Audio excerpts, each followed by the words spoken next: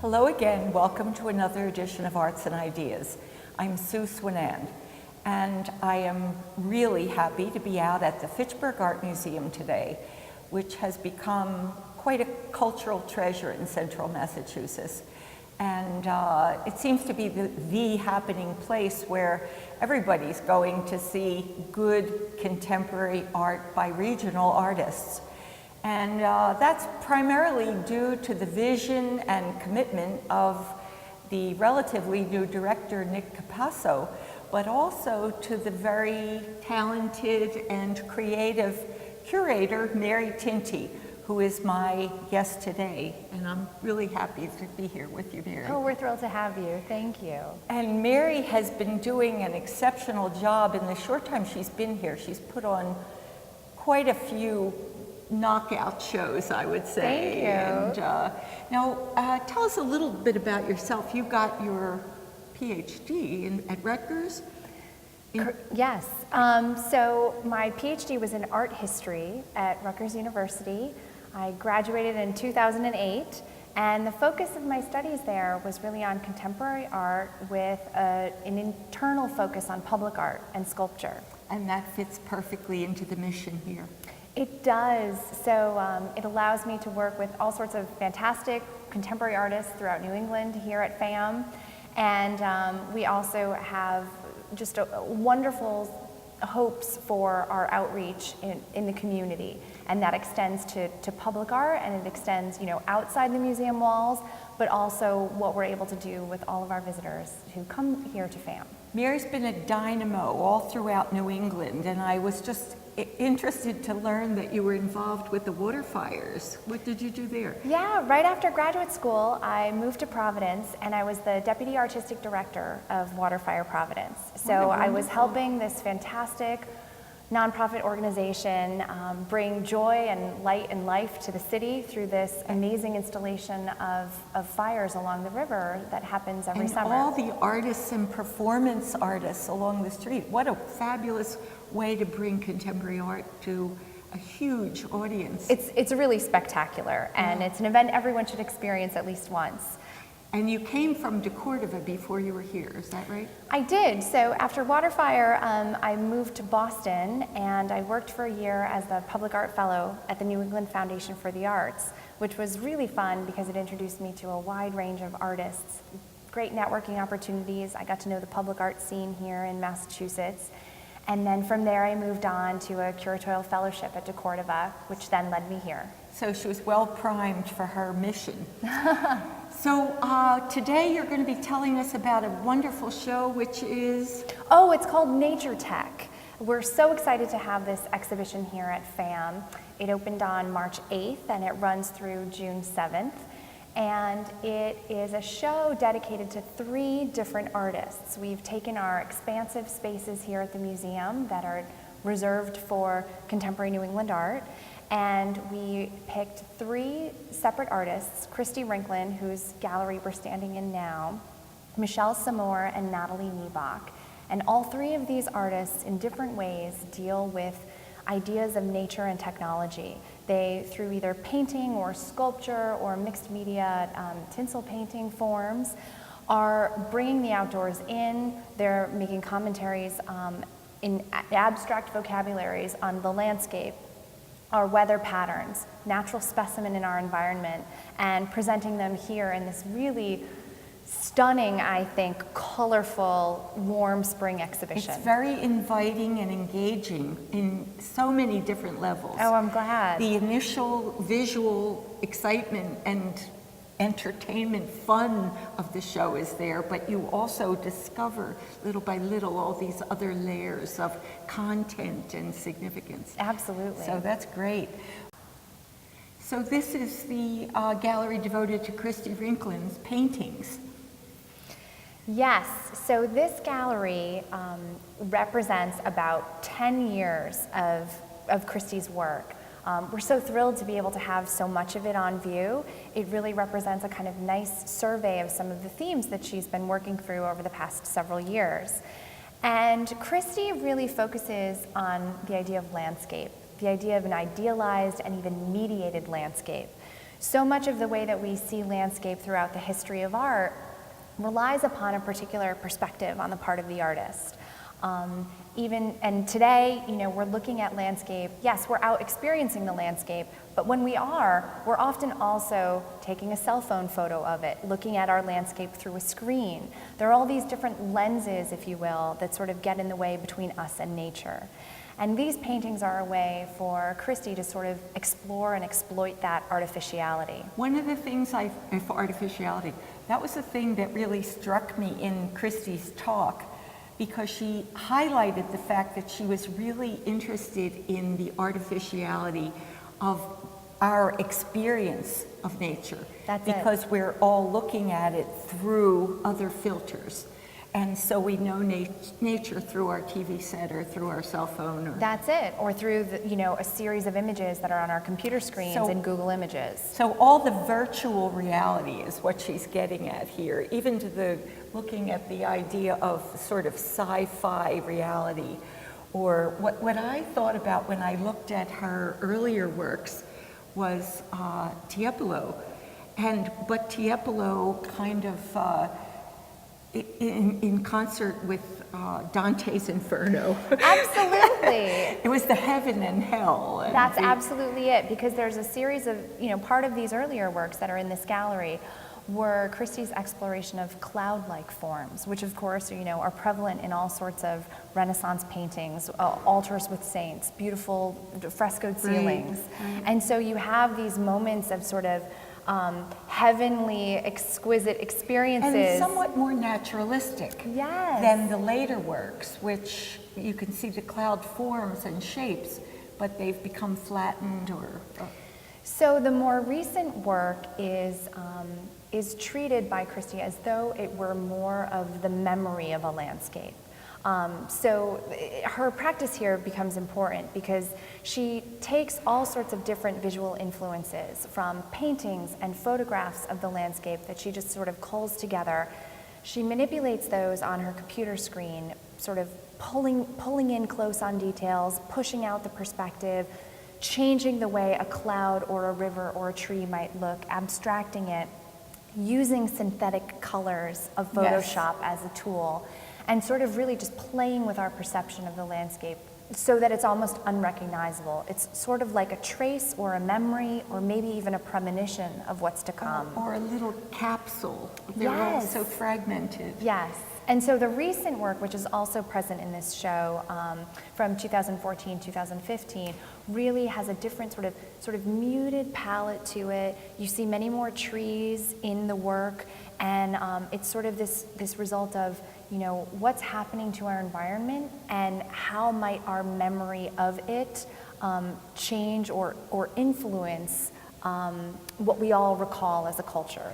So there's that sense of the fakeness, but also cherishing what is remembered or forgotten, perhaps. Exactly. Now, this work is the work of Michelle Samour, who is a faculty member at the School of the Museum of Fine Arts, right? Yes. And I love her paperwork, but this is something totally new. What are we looking at here? So throughout this entire installation of Michelle's work, which takes over our mezzanine of this floor as well as a small gallery, we are looking at wonderful contemporary approaches to the art of tinsel painting, which is a fantastic sort of Victorian era folk art, if you will, that involves reverse glass painting and a little bit of foil on the back of that. It provides this fantastic shimmering, glittery effect that gives depth to what you're looking at. And in the hands of Michelle, the work almost appears holographic. When I first looked at it, I thought the color was in deep resins. It looks like it's about 2 inches deep. It does. But it's all because there's tin foil behind the transparent color. Exactly. And, you know, it's a technique that she's been fond of for a very long time. As a child growing up, she had an example of more traditional tinsel painting in her room. And she's fascinated by the Victorian era and this idea of observing nature, being curious about the outside world and natural specimen, and the tendency in that time to fill cabinets of curiosity and to bring these different beetles and butterflies and wonderful aspects of the outside world indoors and put them under glass, under bell jars. Like Mary Delaney. There you go, yes. And sometimes you would find these, you know, collected and in frames as well, sort of sky high in a parlor setting. And studying nature for the wonders of nature. So what she's doing is looking at some of those old curiosity cabinets and looking at, there were books that depicted all these variations of different species. Absolutely. Like I said, beetles and butterflies, any sort of natural specimen, plants that had. And it's also the way nature designs and creates form, because she's doing a lot with symmetrical, what would you call, Yes, bilateral symmetry. Yes, exactly. So there's a part of the work that almost looks as though it could be a Rorschach test, or as though we're looking at cells that are dividing in the midst of that division, pulling apart from one another. It's structures of nature, yeah. It absolutely is. How And nature all forms. of these forms that we're looking at are sort of non-objective forms. She has drawn them out. They're organic in shape. And then she plays throughout the different series that are present in this show. She plays with starting with a single form and then making a drawing or a piece that involves that form as well as its mirrored image. Or a composite of several forms. Exactly. And so what I love about this piece behind us, which is Too Much Is Not Even Enough, is the title of it. It was designed specifically for this exhibition, Nature Tech. And I love this idea of excess, which is something that Michelle also says was so prevalent in the Victorian era, collecting, you know, bringing things inside and having more and more of it. And so this idea that, you know, to borrow from Downton Abbey, to borrow from the Dowager Countess, this idea that nothing succeeds like excess. Exactly. More is more. If one is good, 10 is better. There you go, absolutely. I just thought I'd take a moment though and tell the audience if I'm not sure that they got this right away from what we've said so far. Sure. But this part would actually be like a stenciled painted part. Yes, it's all reverse glass, And so then it's on the she back. would paint on the back of the glass the colors here.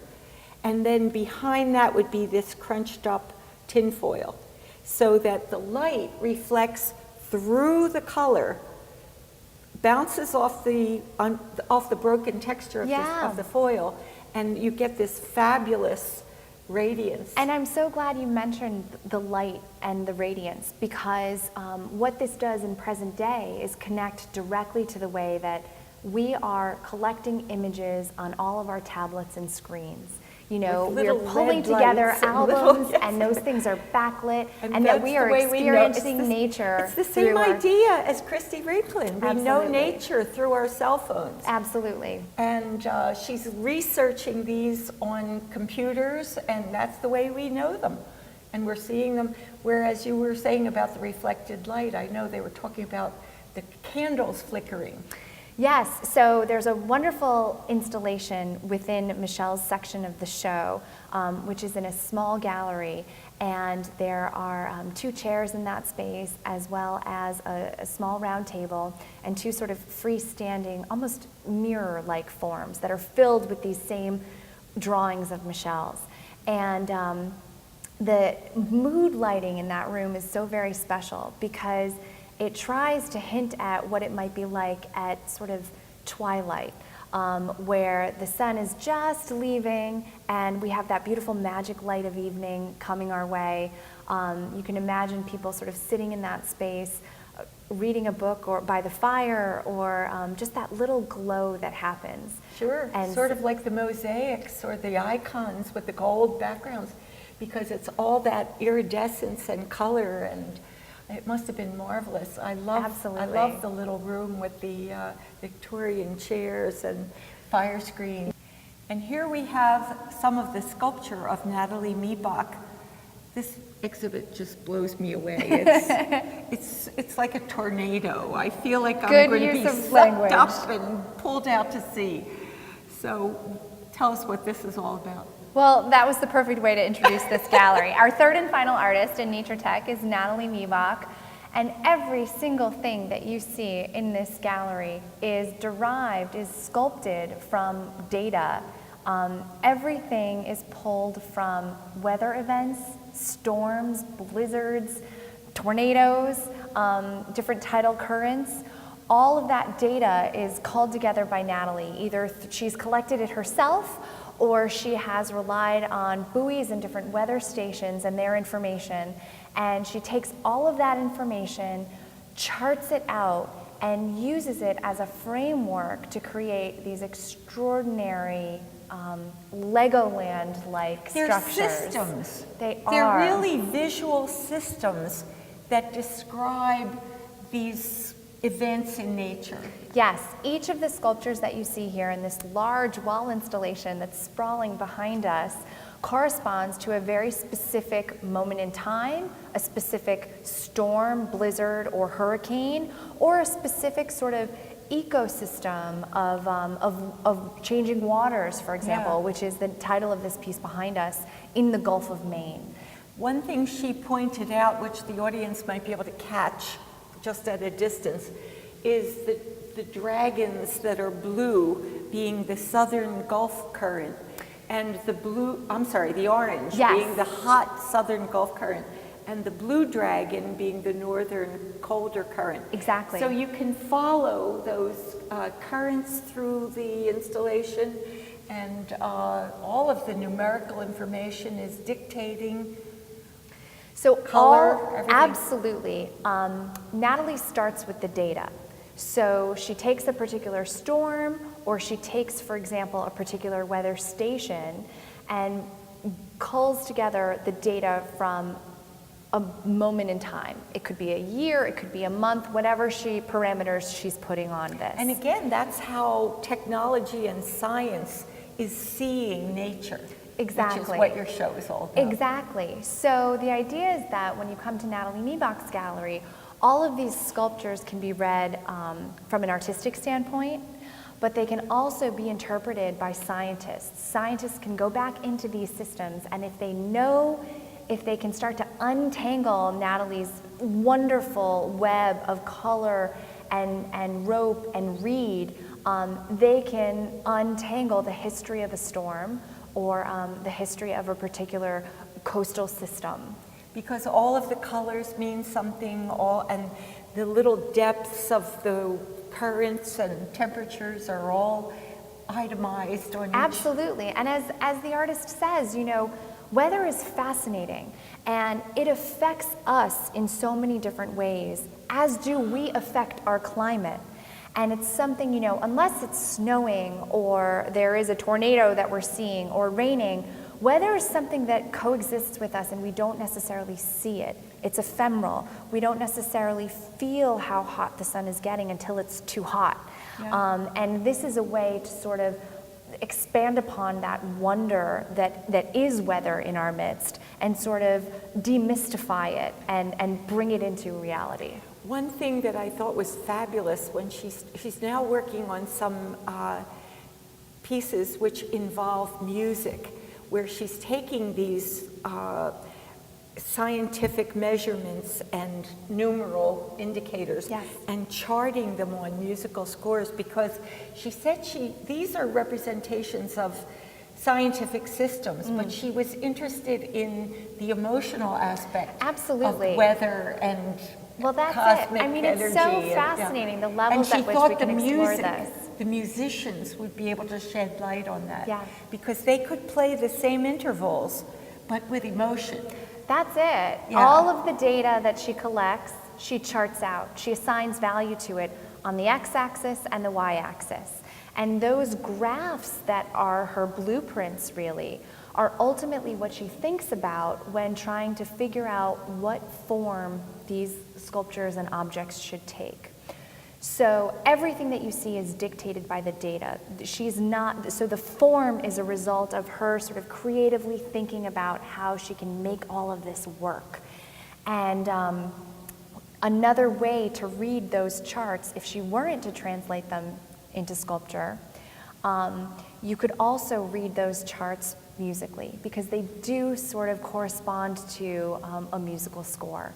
And she's done numerous collaborations with musicians, inviting them in. So the time and sequence of those, so you know, the temperature went from 50 to 60 down, and then it changed after 5 minutes. Yep. So there's the time as well, which is very important. It's a very important component. And then there's also room for a little bit of play within that for how different musicians might interpret these different moments. I wanted to just mention the Andrea Gale, yes. Yes. The piece that we have here, it exists in this space as both a sculpture and a score, one of her graphs on the wall. This is the ghostly crew of the Andrea Gale, which people in New England, if not the world, might remember is the small fishing vessel that was lost in the perfect storm.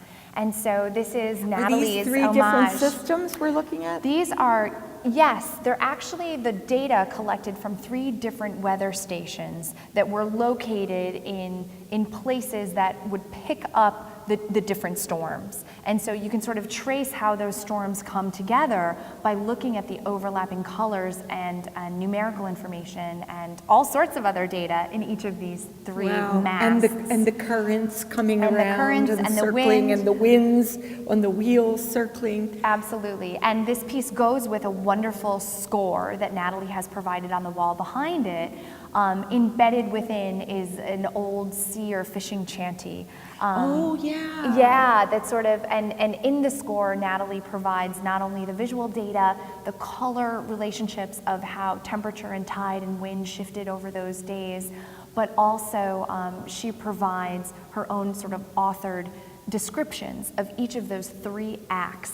She's divided the storm into sort of 3 wonderful moments with providing different sort of perspective on what was happening. It must be a nightmare to install these works. Natalie is one of the most talented and patient artists I've ever met. How does she transport them? Well, They're so delicate. it's true. So many of the sculptural pieces do break down into slightly smaller pieces. I think the way Natalie describes it is she's got a certain area reserved in her studio, and she kind of maps out, she does measurements, she knows what will travel well. And she doesn't build anything that can't be broken down into that dimension. Mm-hmm. So a lot of these larger water columns that are in the gallery do come in parts. The wall installation behind us, Changing Waters, came in all sorts of different little bags and boxes that she then puts together on site. But so it's you a wonderful couldn't sort even- of. You couldn't even put something like that in a bag or box because all those little. Well, they all come apart, and she assembled it in this wonderfully, improvisationally choreographed dance here in the gallery. Oh so my word! It's a tremendous feat for sure. I love the water columns too. Yes, yes. So the 2 columns that we have here that are affiliated with Changing Waters, one is all of the data that was collected from the Northeast Channel Buoy, which is this buoy actually right behind us here, denoted in pink. And so one of the towers here displays all of the different ecosystem data that was collected in a year. The second column is a true water column and shows from bottom to top what you would have from the bottom of the sea to the top of the ocean where it meets the sunlight if you were to sort of take a snapshot of the ocean. Wow, wonderful. Well, we could talk for another hour about any one of these artists. They're all so wonderful. But thank you so much for having us Oh, thank today. you for coming. I really appreciate your time. It was a pleasure. I know she's working on a lot of other things like the Eleanor Norcross show, which you have coming up. Yes, we have a lot going on at FAM. We have a wonderful series. The rest of our galleries, which are largely devoted to our vast permanent collection, will be open to the public later this spring. And so there's never a dull moment here at FAM, and hopefully an exciting mixture of contemporary New England art and permanent collection stuff from the museum. So come on up and check the website, see what's happening when. And thanks for joining us. We hope to see you again next time for another edition of Arts and Ideas.